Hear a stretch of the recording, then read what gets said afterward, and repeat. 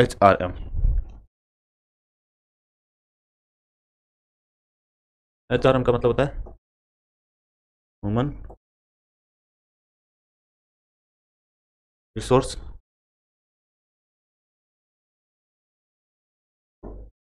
Management. मतलब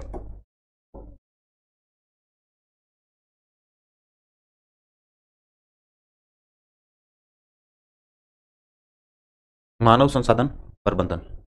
तो मानव संसाधन प्रबंधन क्या है कि मनुष्य को सही स्थान पर, सही समय पर, सही जगह पर और अपने जहाँ पे नौकरी मिल जाती है या अपने जो वांछित लक्ष्य के लिए जो उसको उपयोग करते हैं उसको हम मानव संसाधन प्रबंधन कहा जाता है। वो प्रबंधन का मतलब मैनेजमेंट, सही आदमी को सही जगह पर उपयोग लेना प्रबंधन कहलाता है। इसमें प्रबंधन से पहले इससे पहले आपको इसके कुछ चरण होते हैं। इसमें सबसे पहला चरण होता है आपका नियोजन। नियोजन का मतलब क्या होता है? प्लानिंग। आपको कितने बंदों को लगाना है, उसके लिए क्या क्या उसकी योग्यता, गुणात्मक पक्ष, परिमाणात्मक पक्ष, सारे पक्ष देखे जाते हैं, साइकोलॉजी पक्ष, ये सब चीज़ देख के ही आपको प्लानिंग करनी पड़ती है। प्लानिंग से पहले उसके कौन कौन से कहाँ से उसका सिलेबस क्या होगा और उसका प्रोसेस क्या होगा, यह सब पहले से प्लानिंग करनी पड़ती है। उसके उसके बाद प्लानिंग के बाद दूसरा चरण होता है आपका भर्ती। भर्ती, उसको विज्ञप्ति या विज्ञापन, इन तीनों नामों से जाना जाता है दूसरा चरण। तीसरा चरण आपका होता है चयन। जब आपने विज्ञप्ति निकाल दी, भर्ती निकाल दी, भर्ती में आपने सारे कर लिए, इसके बाद आपका चयन मतलब सिलेक्शन प्रोसेस। सिलेक्शन प्रोसेस में आप क्या क्या सिलेक्शन प्रोसेस की प्रक्रिया अपनाते हो, जैसे इसमें आपने 112 पोस्ट के लिए क्या क्या सिलेक्शन प्रोसेस था। इसमें सबसे पहले आपका PET और PST हो गया। इसके बाद में आपका रिटन एग्जाम।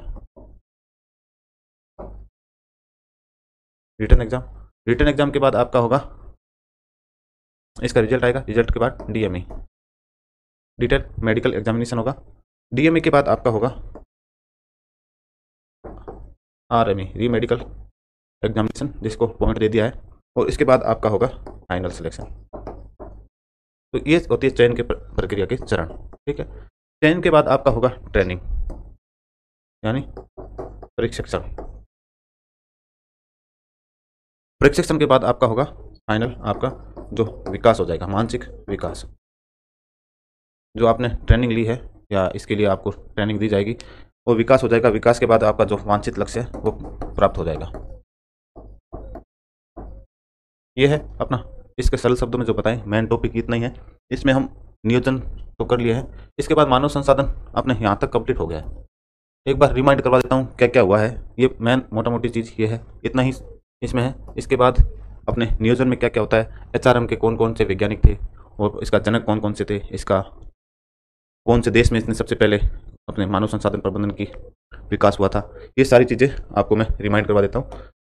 ये चीज़ है, देखो आपको मानव संसाधन प्रबंधन में सबसे पहले नियोजन, भर्ती, चयन, प्रशिक्षण और विकास। ठीक है, ये अभी मैंने आपको बताया है। इसके बाद है आपका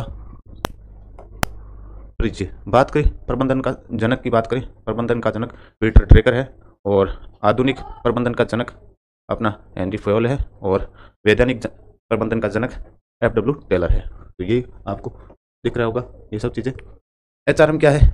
HRM एक कंपनी के कर्मचारियों की भर्ती, तैनाती, प्रबंध, प्रशिक्षण, कार्यस्थल, संस्कृति, पर्यावरण प्रबंधन, लाभ प्रदान करने की उच्च समझ बनाए रखने की एक प्रक्रिया। ये मैंने बताया था, कोई किसी को भर्ती करना या कंपनी या अपने फौज हो या स्कूल हो, कोई भी किसी भी चीज़ के लिए ये चीज़ पहले आपको देखा जाता है, ये सब सारे पक्ष देखे जाते हैं। सरल शब्दों में बात करें, सही कार्य के लिए सही लोगों को प्राप्त करने की प्रक्रिया है, ताकि आपका जो वांछित लक्ष्य है उनको कर्मचारियों के द्वारा उनकी प्रतिभा और उनकी क्षमता को यूज करके वो आप प्राप्त कर सको। इसका वांछित लक्ष्य क्या है? ESC का जो हवलदार, एजुकेशन एंड स्टेट काउंसलर का आपका वांछित लक्ष्य है, जो अपने फोर्स के जवान है, फोर्स के जवान है, उनके स्ट्रेस को दूर करना, ये आपके वांछित लक्ष्य है। और उनके कैसे करके आपको स्ट्रेस को कैसे दूर करोगे, साइकोलॉजी के तरीके से या मोटिवेशन तरीके से, जो भी आप अपने ट्रेनिंग या जो कोर्स करवाया जाएगा उसमें ये सब चीज़ें बताई जाएगी। तो आपका वांछित लक्ष्य है, उनको प्राप्त करना है। ठीक है, उसके बाद है किस वैज्ञानिक ने कौन सी परिभाषा या कोटेशन दिया है? तो पीटर ड्रेकर ने क्या बोला है? दूसरों से काम कराने की कला को ही प्रबंधन कहा जाता है और ये कर्मचारी और कार्य व्यवस्था का प्रबंधन है।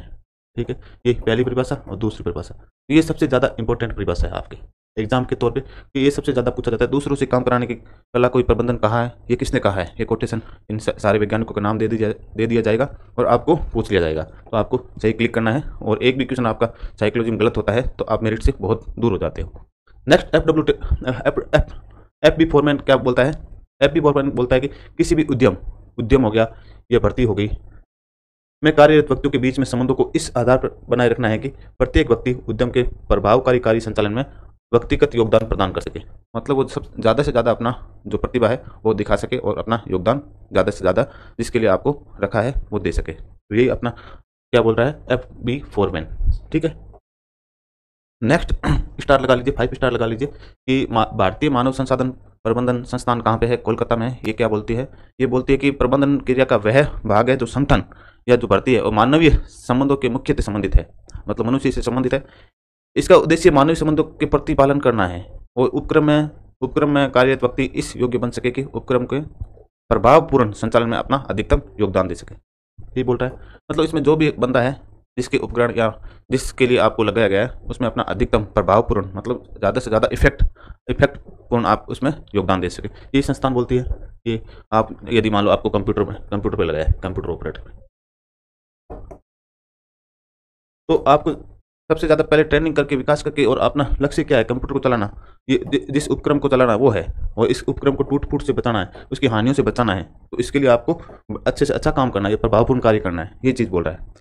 दूसरा क्या बोल रहा है? मानव संसाधन प्रबंधन फैसले या निर्णय की समन्वित श्रृंखला है, मतलब कोऑर्डिनेशन सीरीज है जो कर्मचारी और नियोक्ता के बीच में होती है, कर्मचारी और नियोक्ता के बीच में संचालित करती है। इनकी गुणवत्ता संस्था व कर्मचारी के उद्देश्य पूर्ति में सहायक होती है। ठीक है, जो जिसने आपको लगाया है उसको बोलते हैं नियोक्ता और जो लगा हुआ है उसको कर्मचारी बोलते हैं। इन दोनों के बीच में कौन सी कोऑर्डिनेशन सीरीज है, मतलब आपका दोनों का अच्छा कोऑर्डिनेशन होगा नियोक्ता और कर्मचारी का, तभी आप अपना अधिकतम योगदान दे सकोगे। और अपने फौज में हो चाहे किसी में, अगर खुद में आपके हरासमेंट है तो हम दूसरों को आप क्या समझाओगे? तो इसके लिए कोऑर्डिनेशन, बहुत अच्छा कोऑर्डिनेशन होना चाहिए नियोक्ता और कर्मचारी के बीच में, तभी आप अपना अधिक से अधिक योगदान दे सकते हो। तो ये चीज़ बोल रही है। नेक्स्ट बात करें मानव संसाधन प्रबंधन का विकास कैसे हुआ। सबसे पहले आपका इसका विकास कौन से देश में हुआ? देश की बात करें तो देश में बात करें तो स्कॉटलैंड में। और स्कॉटलैंड के कौन कौन से वैज्ञानिक थे? तो सबसे पहले थे ओ अब्बे के नाम से आपको याद रखना है, रॉबर्ट ओवेन।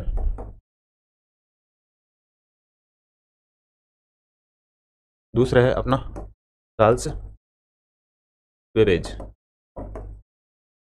तीसरा है आपका हेनरी टोडे। ठीक है, इसकी ट्रिक मैंने आपको बताया था, ओ अब्बे नहीं बोलना है किसी कर्मचारी को, क्या बोलना है? ओ अब्बे। ठीक है, ओवेन, बेबेज, हे अब्बे नहीं बोलना है, ओ अब्बे नहीं, हे अब्बे नहीं बोलना है।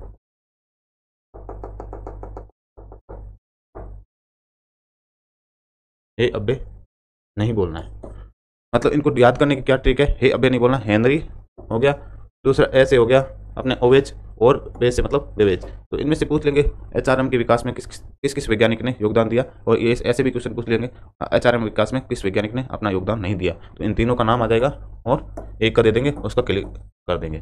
ठीक है, एचआरएम के कार्य पक्ष या कार्य क्षेत्र कौन कौन से? तो इसमें 3 होते हैं, कर्मचारी पक्ष और व्यावसायिक पक्ष या औद्योगिक पक्ष, दोनों में से इसको व्यावसायिक पक्ष भी बोलते हैं।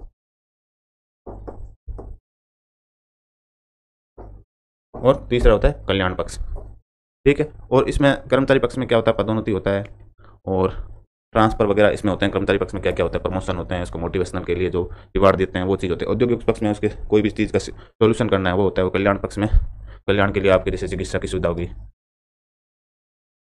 या शिशु भत्ता हो गया, ये हो गया, या कैंटीन की व्यवस्था होगी, इसमें कोई चीज़ का निपटारा होगा, जैसे कोई सोल्यूशन होगा, किसी ने शिकायत की है, शिकायत निपटारा। कर्मचारी पक्ष में जैसे पदोन्नति हो गया, स्थानांतरण हो गया, ये चीज़ होते हैं। इसमें से पूछ लिया जाता है कि HRM के कार्य क्षेत्र में स्थानांतरण को कौन से पक्ष में रखा जाता है। अगर आपको पता होगा तो स्थानांतरण को कर्मचारी पक्ष में। तो एक और क्वेश्चन पूछ लिया जाता है आपसे कि HRM के कार्य क्षेत्र में चिकित्सा सुविधा को कौन से पक्ष में रखा जाता है। आप बता दोगे कल्याण पक्ष में। एक और क्वेश्चन पूछ लिया जाता है कि HRM के कार्य क्षेत्र में विवाद निपटारा कौन से पक्ष में किया जाता है। तो औद्योगिक पक्ष या व्यवसायिक पक्ष, दोनों में से कोई सा भी आए तो करना है। चलो, ये मैंने आपको बताया होगा। योजना होगी, नियुक्ति होगी, चुनाव, पद, स्थानांतरण, प्रशिक्षण, विकास, अस्थायी छंटनी आदि को इसमें रिवार्ड, इसको बोलते हैं प्रोत्साहन उत्पादन, मतलब रिवार्ड। समय समय पर फौज में रिवार्ड दिए जाते हैं। औद्योगिक पक्ष में क्या हो गया, आपस में बातचीत होगी, संयुक्त परामर्श होगी, शिकायत सुधार हो गया, अनुशासन प्रक्रिया, विवाद निपटारा आदि होता है। मैंने बताया था यही आपको। कल्याण पक्ष का भौतिक वातावरण कैसा होना चाहिए, कार्य शर्तें कैसी होनी चाहिए, सुविधा कैसी होनी चाहिए, जैसे कैंटीन की, चिकित्सा की, शिक्षा की, शिशु सदन आदि की। ठीक है, बहुत इजी टॉपिक है, कोई दिक्कत नहीं है, आपको एकदम इजी तरीके से समझ आ जाएगा। इसके बाद में आपके HRM के जो दे रखे हैं अपने प्रोसेस, इसमें सबसे पहले HRM में प्लानिंग होगी, और उसके बाद भर्ती के बाद चयन के बाद प्रशिक्षण के बाद विकास। ये हमने पहले बताया था, इसी तरीके से है आप। इसके बाद में अपन नियोजन में क्या है कि सही समय पर सही स्थान पर सही कर्मचारी को कार्य पर लगाने को ही नियोजन कहते हैं। तो नियोजन में कौन कौन सी प्रक्रिया अपनाई जाती है, क्या क्या चीज़ें, ये आपको मैं बता देता हूँ। ये देखो, ह्यूमन रिसोर्स प्लानिंग, किसी भी संगठन, व्यवसाय या संस्था को सुचारू कार्य करने के लिए ये आवश्यक है कि सही समय पर सही संख्या में सही स्थान पर सही कर्मचारी को कार्य को लगाया जाए। इसके लिए जो योजना बनाई जाती है, जो प्लानिंग बनाई जाती है, जो प्लानिंग बनाई जाएगी उसको हम क्या बोलते हैं, मानव संसाधन नियोजन या प्लानिंग कहा जाता है। इसके लिए हम क्यों करते हैं, क्या करते हैं, ये चीज आगे बताते हैं। व्यवसाय के विभिन्न क्षेत्रों में कर्मचारी की मांग एवं पूर्ति को संतुलित स्थापित करने के लिए मानव संसाधन नियोजन ही संभव है। अगर आपको सही कोऑर्डिनेशन, कोई सही संतुलन करना है तो पहले आपको प्लानिंग बनानी पड़ेगी। आप अचानक भर्ती कर दी, ऐसे कर दिया, किसी को ले आए, वो कैसे, आपको प्लानिंग, बिना प्लानिंग के आपके कुछ नहीं होगा, ना आपको जो लक्ष्य है वो ना मिल पाएगा। तो यही चीज़ बोल रहा है, ये आपको हो गया टॉपिक अपना पॉइंट। नेक्स्ट है मानव संसाधन नियोजन में एक व्यवसायिक संगठन के लिए कर्मचारियों की वर्तमान एवं भावी आवश्यकताओं का आंकलन कर उन्हें प्राप्त करने का उपयोग करने आदि की योजना बनाई जाती है। यही मैंने बोला था, उसके लिए आपको कितने बंदों की जरूरत है, उसके लिए प्लानिंग बनानी पड़ेगी। ठीक है, नेक्स्ट है मानव संसाधन नियोजन में कर्मचारी की आवश्यकताओं के आंकलन अनुमान के लिए परिमाणात्मक एवं गुणात्मक पक्ष दोनों को देखा जाता है। परिमाणात्मक मतलब क्या हो गया कि क्वांटिटिव, कितने बंदों की जरूरत है, जैसे इसमें बंदों की जरूरत है, जैसे 11 बंदों की जरूरत है या 112 बंदों की जरूरत है, ये क्वांटिटिव। और इसके गुणात्मक पक्ष में क्या है कि क्या क्वालिफिकेशन है, योग्यता और गुण, योग्यता और गुण दोनों को देखा जाता है। तो ये चीज़ है, इनको ये प्लानिंग के अंदर आते हैं। ये देखो, परिमाणात्मक आंकलन से तात्पर्य है कि अनुमान से है कि किसी समय में कितने कर्मचारी की संगठन में आवश्यकता होगी, कि कितने बंदों की जरूरत होगी उस समय। ठीक है, गुणात्मक आंकलन से तात्पर्य है कि इस बात के आंकलन से है कि किसी समय पर संगठन को किस योग्यता व अंक वाले कर्मचारी की आवश्यकता होगी। ठीक है, मैंने बता दिया क्वालिफिकेशन। अब अपन को ये हो गया, इसके बाद जॉब एनालिसिस करना पड़ेगा कि कौन से बंदे से कौन सा कार्य करवाना है। ठीक है, जॉब एनालिसिस मतलब कार्य विश्लेषण। जॉब एनालिसिस मतलब कार्य विश्लेषण के द्वारा किसी एक पद के लिए कार्य व उसके उत्तरदायित्व के संबंध में सूचनाओं को एकत्रित कर उनका अध्ययन या विश्लेषण किया जाता है। कि अपन को ब्रांच मैनेजर बनाना है तो ब्रांच मैनेजर के क्या क्या कार्य होंगे, तो ये चीज़ पहले से ही प्लानिंग में आपको करनी पड़ेगी, प्लानिंग करनी पड़ेगी। उसके लिए आपको उसकी कंप्लीट हिस्ट्री बनानी पड़ेगी, उसकी योजना बनानी पड़ेगी कि क्या क्या उससे कार्य करवाने हैं, और उसके लिए एक लिखित में सूचना निकाली जाती है कि ये बंदा ये कार्य करेगा। ठीक है, नेक्स्ट बात करें कि कार्य विश्लेषण। ये कार्य विश्लेषण में मतलब जॉब एनालिसिस में कौन कौन से होते हैं, एक तो कार्य विवरण होता है और एक कार्य विशिष्टीकरण। कार्य विशिष्टीकरण मतलब ये गुणात्मक पक्ष है, जो मैंने अभी पीछे बताया था। ये परिमाणात्मक पक्ष,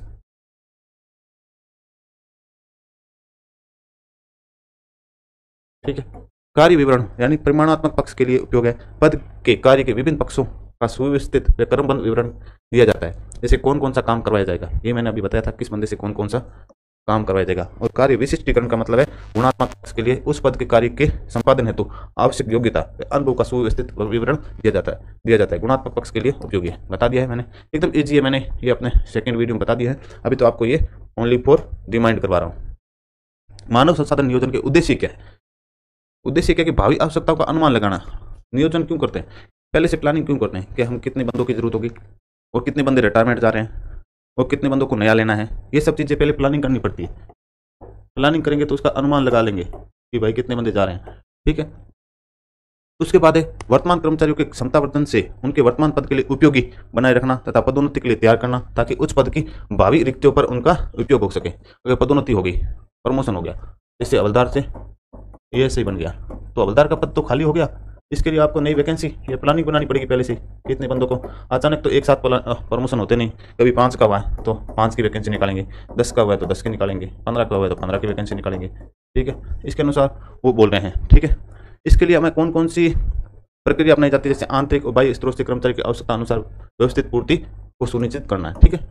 मानव संसाधन नियोजन की प्रक्रिया कौन सी है? प्रक्रिया ये है कि सबसे पहले आपको निर्धारण करना पड़ेगा कि आवश्यकता कितने बंदों की है, ठीक है। उसके बाद क्या है, उसका जॉब एनालिसिस या विश्लेषण करना पड़ेगा, उपलब्ध मानव संसाधन का विश्लेषण। उसके बाद क्या है, मानव संसाधन की कमी व आंकलन व अतिरिक्त आवश्यकताओं का पूर्वानुमान लगाना। अतिरिक्त आपको क्या क्या बंदों की क्या क्या किस चीज आवश्यकता होगी, जैसे अपन को इसके लिए क्या क्या, मतलब आपको अगर भर्ती करवा रहे हैं तो कहाँ से करवाएंगे, कैसे करवाएंगे, या कितने बंदों की जरूरत होगी, क्या कैसे, उसके एक्स्ट्रा क्या चीज़ होगी, एक्स्ट्रा अपने कंप्यूटर की जरूरत होगी या फिर रस्सी की या कुछ भी, जैसे पीएसटी में कितने बंदों की, जैसे टेस्ट नंबर वगैरह, ये सब चीज़ें इसी में आती हैं, अतिरिक्त चीज़ों में। नेक्स्ट, पूर्ति के लिए उचित योजना बनाना, योजना करना कि कितने क्या क्या योजना बनानी है, वो चीज़ पीएचडी करवानी, पीएटी करवानी, एग्जाम कराना, ये सब चीज़ें इसी में आती है, ठीक है।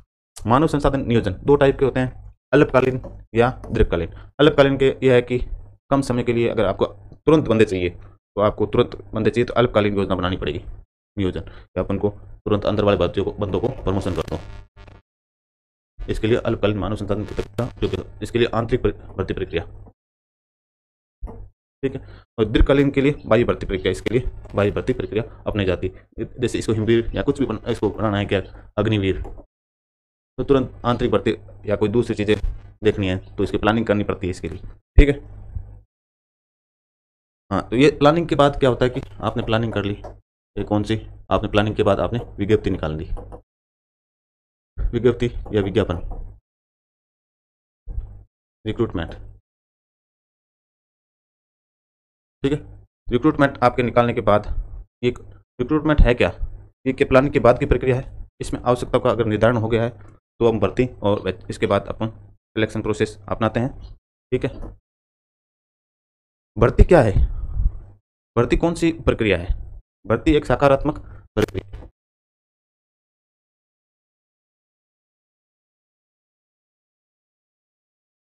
सकारात्मक का मतलब क्या हो गया, सकारात्मक मतलब पॉजिटिव प्रोसेस का मतलब क्या हो गया,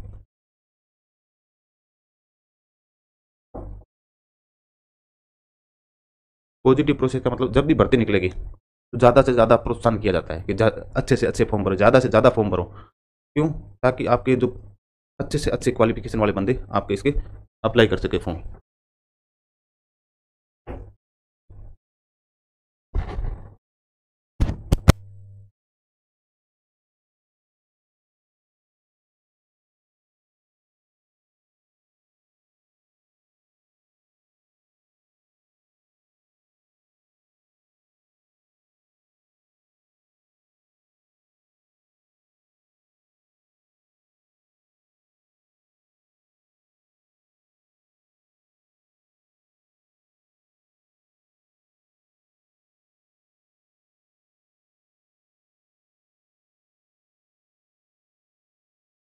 कहाँ चल रहे थे? भर्ती प्रक्रिया। भर्ती क्या है, एक सकारात्मक प्रक्रिया है। सकारात्मक प्रक्रिया का मतलब क्या, पॉजिटिव। इसमें इसके लिए भर्ती निकलते ही आपको जगह जगह पे आपका विज्ञापन देखा जाता है कि इतने की भर्ती है। पॉजिटिव प्रोसेस रहता है कि अच्छे से अच्छे बंदे मिल सके, अच्छे से अच्छे क्वालिफिकेशन वाले मिल सके। तो यही बोल रहे हैं, भर्ती प्रक्रिया पर संभावित स्रोतों की खोज करना, अभ्यर्थियों के संगठन व्यवसाय के आवेदन करने के लिए प्रोत्साहित करना है, ठीक है। भर्ती में अधिक से अधिक व्यक्तियों को आवेदन करने के लिए प्रेरित करते हैं ताकि योग्यतम व्यक्तियों के चयन होने की संभावना बढ़ जाती है। भर्ती प्रक्रिया एक सकारात्मक प्रक्रिया। ये सारी चीज़ें मैंने अभी आपको बता दी है, ठीक है। तो ध्यान से सुनना है, ठीक है। भर्ती के स्रोत कौन कौन से हैं? आंतरिक स्रोत और बाह्य स्रोत। आंतरिक स्रोत में क्या होता है कि आदमी का, जैसे अपने 28 बटालियन और 42 बटालियन। 28 बटालियन में 3 बंदे पहले से ईएससी वाले हैं और यहाँ पे एक बंदा है, तो यहाँ पे तो एक बंदे की कमी है और यहाँ एक बंदा ज़्यादा है, तो इसके लिए हम एक बंदे को यहाँ स्थानांतरण कर देंगे। तो यहाँ दो दो यहाँ हो जाएंगे, दो यहाँ हो जाएंगे। तो इसके लिए हम आंतरिक भर्ती स्रोत अपना लेते हैं। इसके बाद हम इसकी पदोन्नति कर देते हैं। जैसे यहाँ से पदोन्नति करके, इसका अवनति करके, पुनः नियुक्ति करके या सेवा विस्तार। जैसे बंदा कोई रिटायरमेंट चला गया और बंदों की जरूरत पड़ी, उसको हम वापस बुला लेंगे।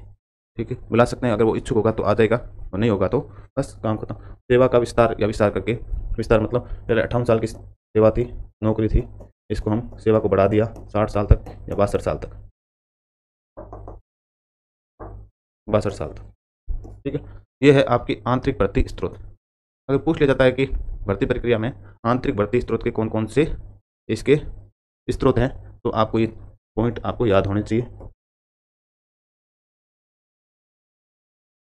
ठीक है, और बाह्य भर्ती स्रोत कौन कौन से हैं? बाह्य भर्ती स्रोत में किसी संस्थाओं के द्वारा आपके ये भर्ती करवाई जा सकती है। मतलब आपको रोजगार कार्यालय में आपको देखा जाएगा कि भर्ती निकल रखी है। ठीक है, तो विज्ञापन के थ्रू और किसी के रेफरेंस के थ्रू, जैसे गूगल के थ्रू, इंस्टाग्राम के थ्रू ये भर्ती निकल रखी है, और या फिर भूतपूर्व सैनिक संगठन के थ्रू वहाँ से किसी को बताया जाता है कि इतनी भर्ती निकल चुकी है। या निजी रोजगार एजेंसियाँ होती है, रोजगार कार्यालय या ठेके पर भर्ती होती है कि इतने को अपन पर्चे चिपकाने, जो भी है ये भर्ती प्रक्रिया अपनाई जाती है। तो इसमें से पूछ लिया जाता है विज्ञापन, भर्ती प्रक्रिया में विज्ञापन कौन सी स्रोत है?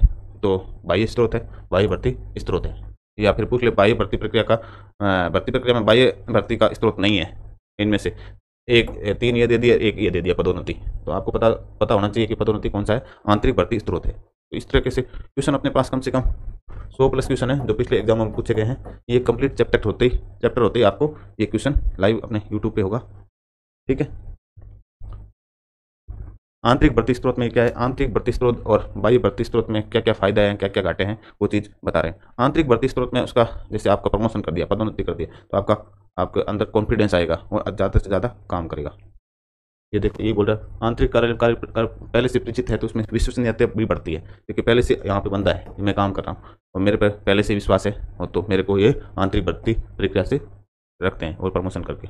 ठीक है, कर्मचारी को पदोन्नति के अवसर पर निरंतर प्रोत्साहन मिलता है। ठीक है, आंतरिक भर्ती स्रोत से एक तो टाइम बच जाता है, आवेदन की प्रक्रिया अपनाई नहीं जाती है, चयन प्रक्रिया अपनाई नहीं जाती है, सीधा अपना सिलेक्शन किया, और इसमें जो समय और ट्रेनिंग का खर्चा और अदर खर्चे होते हैं वो कम हो जाते हैं। ठीक है, आंतरिक भर्ती स्रोत से भर्ती में विज्ञापन, आवेदन, चयन में प्रशिक्षण पर व्यय तथा समय की बचत होती है, परंतु इसमें 2 हानि। एक तो क्षेत्र सीमित हो जाता है,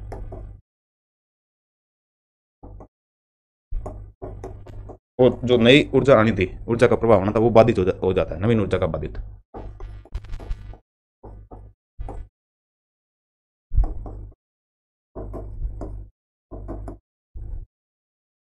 अगर बाह्य भर्ती प्रक्रिया अपनाते तो अच्छे से अच्छे पढ़े लिखे बंदे आते, लेकिन उन्होंने आंतरिक भर्ती प्रक्रिया अपना ली, तो उसमें क्या है कि नवीन ऊर्जा का प्रवाह बाधित हो गया। वे पहले से 10वीं पास थे, वो 10 उसमें उतना ही ज्ञान है, वो उतना ही काम करेंगे। ठीक है, और क्षेत्र भी लिमिट हो गया कि वहाँ से अंतर अपने ITBP से ही प्रमोशन करके करने, नहीं बाहर से बाह्य भर्ती प्रक्रिया अपनाते तो पूरे इंडिया से बंदों की अपने पूछ होती और उनसे आवेदन करवाते।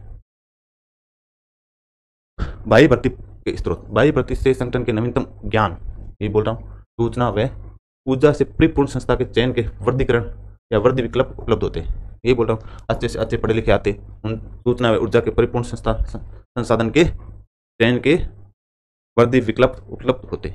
अगर बाहर से हम करवाते तो बहुत अच्छे अच्छे पढ़े लिखे आते और नई सूचना मिलती और चयन के वर्दी विकल्प भी उपलब्ध होते हैं। ठीक है, बाह्य भर्ती स्रोत अनेक बार अधिक से अधिक पढ़े लिखे अनुभवी व्यक्ति भी उपलब्ध हो जाते हैं, वही बताया था मैंने। बाह्य भर्ती स्रोत से भर्ती नए बाहरी कर्मचारी के आने से संगठन की कार्य प्रणाली के संबंध में निष्पक्ष फीडबैक प्राप्त होता और संगठन की जड़ता भी समाप्त होती। अगर बाह्य भर्ती प्रक्रिया अपनाते तो अच्छा फीडबैक मिलता, अच्छा काम मिलता।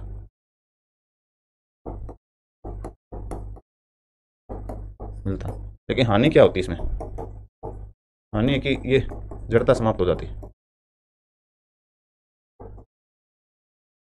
अपने इसमें जड़ता समाप्त हो जाती कि संगठन में पहले से धाक बैठे थे कि भाई हम हमारे बिना काम नहीं चलेगा, हम है तो ही काम होगा। ये सब चीज़ें नहीं बंदे आती, इसको ये सब चीज़ें खत्म कर देते। बोला हम अच्छे पढ़े लिखे हैं भाई, तेरे से ज़्यादा ज्ञानी है, तू ऐसे ज़्यादा नाटक मत कर, ये चीज़ें समाप्त हो जाती। ठीक है, इसके बाद हम चयन प्रक्रिया सिलेक्शन प्रोसेस अपनाते हैं। भर्ती के बाद में भर्ती आपको समझ आ गई होगी कि कैसे कैसे भर्ती होती है, विज्ञापन क्या क्या होता है, उसमें अधिक से अधिक बंदों को प्रोत्साहित किया जाता है और नई ऊर्जा का संचार होता है। इसमें दो तरह की भर्ती प्रक्रिया अपनाते हैं, बाह्य और आंतरिक। बाह्य से क्या होता है कि अच्छे से अच्छे बंदे मिलते हैं और आंतरिक से जो बंदे पहले से ही है वो उसमें सिलेक्शन हो जाते हैं और जो अंदर से सिलेक्शन होते हैं उनको मोटिवेशन मिलता है, उनको पैसों का फायदा हो जाता है। बस इतना ही चीज़ है, ठीक है। ये भर्ती का नॉर्मल चीज़ है, ये आप PDF में पढ़ोगे 2-3 बार आपको याद हो जाएगा, ठीक है। चयन चयन क्या है, भर्ती के बाद की प्रक्रिया है, ठीक है। ये एक नेगेटिव प्रोसेस है, इसको हम एक रिजेक्शन प्रोसेस भी बोलते हैं या निरस्तीकरण प्रोसेस भी बोलते हैं, क्योंकि इसमें जैसे फॉर्म भरा चयन के लिए आधे से ज़्यादा फॉर्म रिजेक्ट हो जाते हैं और रिजेक्ट होने के बाद जैसे अपन PST जाते हैं वहाँ पे फिर रिजेक्ट हो जाते हैं, बंदे फेल हो जाते हैं फिजिकल के बाद एग्जाम में फेल हो जाते हैं, तो फिर वहाँ पे फेल होने के बाद फिर उदासीकरण आ जाता है या फिर उसमें निरस्तीकरण हो जाता है। एग्जाम के बाद फिर मेडिकल में फेल हो जाते हैं और फाइनल में फेल हो जाते हैं, तो ये एक नेगेटिव चलता रहता है, ये चीज़ बोल रहे हैं। चयन की प्रक्रिया कुछ आवेदनों को चयन के साथ ही अनेक को निरस्त कर दिया जाता है, इसलिए चयन को नकारात्मक प्रक्रिया कहा जाता है, ठीक है। कभी कभी चयन प्रक्रिया को निरस्तीकरण प्रक्रिया भी कहा जाता है, ठीक है। ये बोल दिया, बता दिया मैंने। चयन प्रक्रिया के द्वारा भर्ती में सम्मिलित अभ्यर्थियों में से योग्य व अनुभवी अभ्यर्थियों को चुना जाता है। चयन प्रक्रिया में क्या है, इसमें अच्छे से अच्छे बंदे वाले, क्वालिटी वाले, इसमें अगर आप तैयारी कर रहे हो, कम से कम 4000 बंदे हैं तैयारी करने वाले, 4000 प्लस, और अपने में बंदे जुड़ रखे हैं 200 प्लस। अभी 2 दिनों में 200 प्लस बंदे अपने ऐड हो रखे हैं कोर्स में, हिमवीर बैच में। इसमें जो अच्छा फिजिकल वाले तो आपको छांटे लिए, इसमें क्या है, अच्छा जिसका फिजिकल थे, अब अच्छा रिटर्न वाले छांटेंगे और इसमें बचाएंगे ओनली फॉर 120 प्लस 20% एक्स्ट्रा, मतलब 24, तो 134 बंदे पास होंगे। 134 बंदे ही पास होंगे और 134 बंदे जो अच्छा रिटर्न में होंगे, जो जिसने रिटर्न में तैयारी की है। हाइट भी हमेशा 20% एक्स्ट्रा बंदों को एग्जाम में मतलब पास करती है और इसी में से जो 20% बंदों को मेडिकल में निकाल दिया जाता है, फिर फाइनल लिस्ट निकाल दी जाती है, ठीक है। वेटिंग वगैरह कोई सी फोर्स नहीं निकालती और अपने पैरामिलिट्री तो बिल्कुल ही नहीं निकालती, तो यही बोल रहा है, ठीक है। इसमें योग्य व्यक्ति जो अच्छा पढ़ेगा, अच्छा इसमें तैयारी करेगा, कंपटीशन को फाइट करेगा, बीट करेगा, कोई बंदा इसमें सिलेक्शन होगा। तो बहुत बंदे जिस दिन से फिजिकल हुए हैं उसी दिन से लग गए हैं, वो बहुत अच्छे से तैयारी कर रहे हैं। बंदे 20-20 घंटे, 18-20 घंटे पढ़ रहे हैं। मेरे बंदे कम से कम 50 प्लस बंदे हैं ऐसे हैं कि बहुत अच्छी से तैयारी कर रहे हैं। उनमें पहला पोर्शन है 40 में से 35 प्लस नंबर आ रहे हैं, बहुत अच्छी तैयारी करें। ओनली फॉर डर है तो किसका, साइकोलॉजी का। साइकोलॉजी यहाँ से तैयार हो जाएगी तो बिल्कुल बंदों का नंबर आएंगे 90 प्लस। और जिसने अभी तक इनरोल नहीं किया है, जल्दी अपना बैच चल रहा है, ज़्यादा फीस नहीं है, थोड़े से पैसे हैं, वही ओनली फॉर ऐप का खर्चा है और टाइपिंग का खर्चा है। मेरे इसमें कुछ नहीं जाता है, नॉर्मल है, मेरे को तो सैलरी मिल रही है, कोई दिक्कत नहीं है, 1% दिक्कत नहीं है। बस उनका जो टाइपिंग का खर्चा है उनका निकल जाए और सहयोग राशि हो जाए। जो टाइपिंग कर रहे हैं और ऐप में जो मैनेज कर रहे हैं उनका खर्चा है, इसका गेटवे चार्ज वगैरह मिला के इसमें कुछ नहीं है। नॉर्मल उन्हीं को बंदों के लिए अपना रोजगार मिल गया है, टाइपिंग करने वाले को और कैमरा हैंडल करने वालों को, सारों को, सबको इनमें कम से कम 5-7 बंदों को रोजगार मिल गया। और जो टीचर ला रखे हैं उनके लिए हो गए हैं। इसमें मेरे भी बंदे हैं, खुद का सगा भाई है, भाई का, जिसका 30 तारीख को फिजिकल हुआ था पटियाला में, और एक 29 को हुआ था गर्ल्स का। उनके लिए कर रहा हूँ मैं, तो उनके साथ आपका भी भला हो रहा है, तो जल्दी इनरोल कीजिए, इनरोल।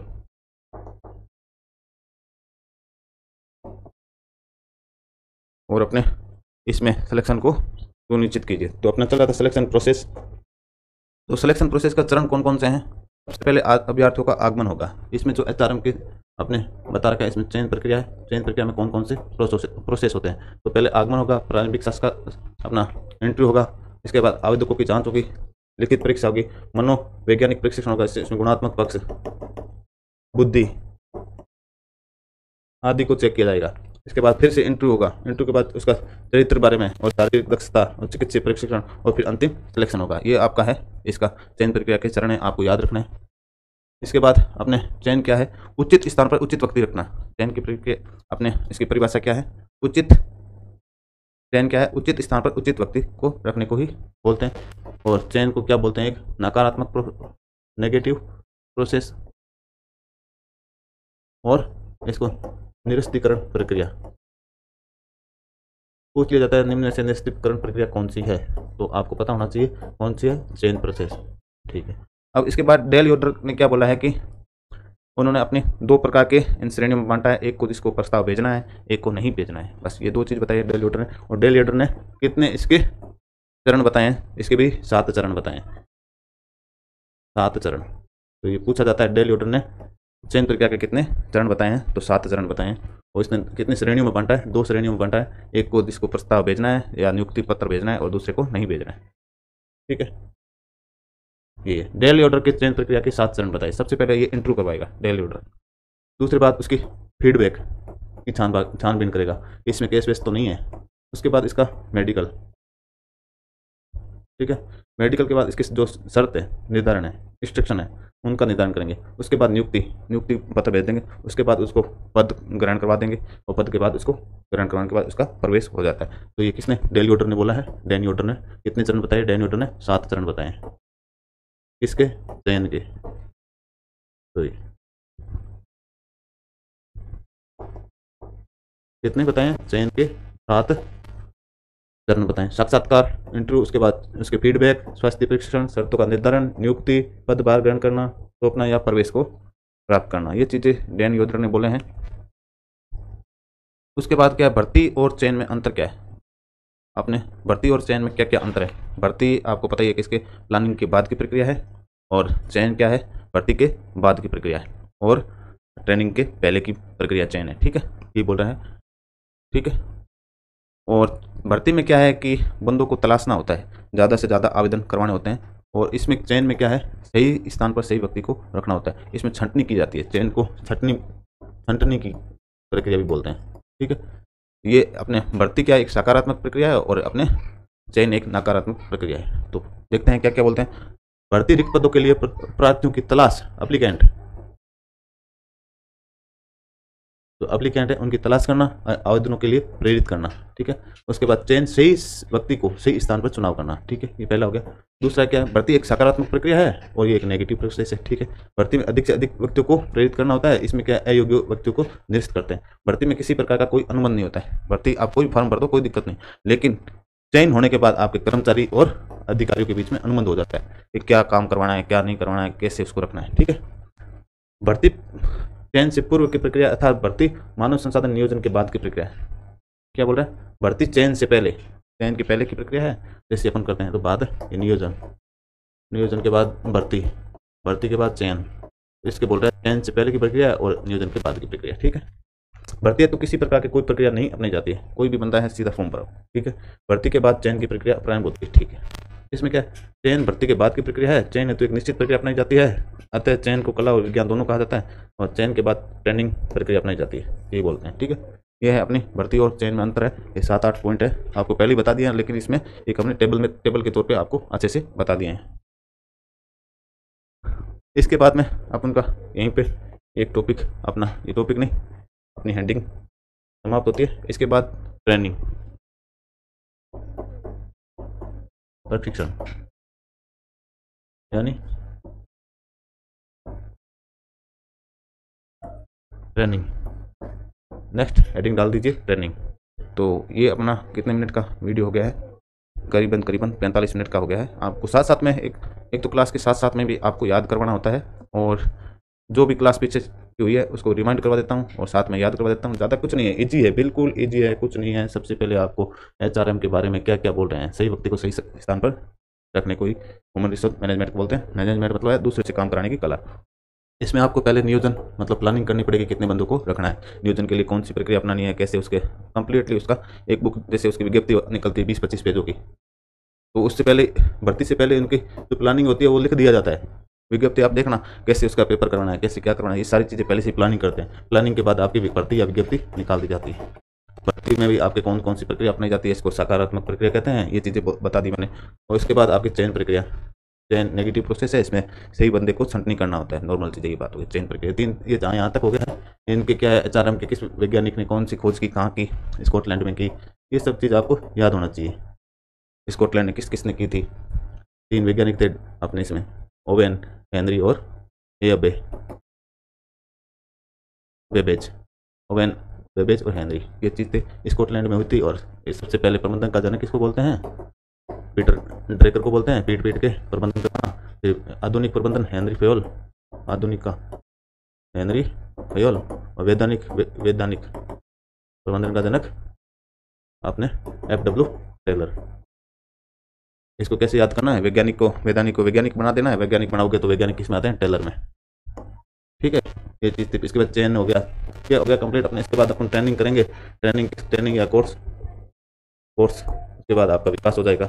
यहीं आपका टॉपिक समाप्त हो जाएगा और आपके कम से कम 150 क्वेश्चन है जो मैं कम्प्लीटली यूट्यूब पे लाइव होकर करवा दूंगा। ये जी है, बिल्कुल आपके एकदम माइंड फ्री होकर पढ़ना है, कोई दिक्कत नहीं है, और बहुत अच्छे से पढ़ना है। ऐप में कोई दिक्कत नहीं। वैकेंसी की बात करें, थोड़ा वैकेंसी की बात कर लेते हैं। 112 वैकेंसी है, और इसका जॉब प्रोफाइल क्या है, ठीक है। जॉब प्रोफाइल की बात करें तो इसमें नॉर्मल अपने 9 बजे जाओ, 1:30 बजे छुट्टी, फिर 4 बजे जाओ, 6:30 बजे छुट्टी, मतलब करीबन सुबह मॉर्निंग पीटी जाओ, बस इतना ही नॉर्मल है। कोई आउट ड्यूटी वगैरह कुछ नहीं।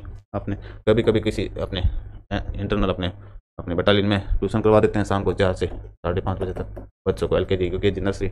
बात करें सैलरी की, सैलरी आपकी है इसमें 25,500 बेसिक, और DA 60% हो गया तो 25 अपने 14,000 DA, और ये बेसिक अपना DA। उसके बाद इसका 3,000 आपका HRA, 2,000 TPT, 0.05 अपने 14,000, करीबन आपके 45,000 आपके अभी के अनुसार। और 8वां वेतन लगने के बाद इनका बेसिक का 2.5 गुना होते ही आपके ये 50-60,000 बेसिक हो जाएगी। इसमें आपका 10% ये 6,000 ये हो जाएंगे, 5% ये हो जाएंगे, तो 3,000 ये हो जाएंगे, और क्या DA 0 हो जाएगा यहाँ से, मतलब 70,000 रुपये सैलरी आपकी 1 जनवरी से हो जाएगी। ठीक है, नॉर्मल है, कोई दिक्कत नहीं है, कहीं हार्ड ड्यूटी नहीं है, बिल्कुल इजी तरीके से। इससे बढ़िया पोस्ट कहीं नहीं मिलेगी। आप जल्दी से जल्दी बस इनरोल हो जाओ और अपनी तैयारी करो, कहीं से भी करो, तैयारी करो। एक पोस्ट एक बंदे के लिए आपको लेनी ही लेनी है। इसमें अपना कुछ ज़्यादा कुछ नहीं है, 499 का बैच है जो एक सहयोग राशि है, जो अपने बंदों को पढ़ा रहा हूँ तो आपके लिए भी पढ़ा देता हूँ, कोई दिक्कत नहीं है। और बाकी अपना बैच है हिमवीर बैच। हिमवीर का मतलब होता है ITBP को उपनाम हिमवीर बोला जाता है। ठीक है, कोई दिक्कत है नहीं, अच्छे से पढ़ा रहे हैं, क्वेश्चन करवाएंगे, टॉपिक करवाएंगे, मॉडल पेपर लाएंगे, PDF देंगे। ये इसी चीज़ का 499 रुपये, बाकी कुछ है नहीं इसमें, मेरे को कुछ मिलना नहीं है। बाकी जय हिंद जय भारत। अपनी तैयारी को मजबूत करें और अच्छे से अच्छे पढ़े, कम से कम 15 से 20 घंटे तैयारी करो, तभी आपको एक सीट मिलेगी। एक सीट के लिए आंखें लाल पीली हो जाएगी एकदम, नींद दो। और एग्ज़ाम की बात करें, एग्ज़ाम कब होने वाला है, एग्ज़ाम आपका 15 से 20 अप्रैल को हो जाएगा। तो टाइम बचा है ओनली फॉर 60 या 65 दिन। ठीक है, तैयारी करो, MCQ निकालो, अच्छे से अच्छी तैयारी करो। इसी के साथ अपना लंबा वीडियो हो जाएगा। जय हिंद जय भारत।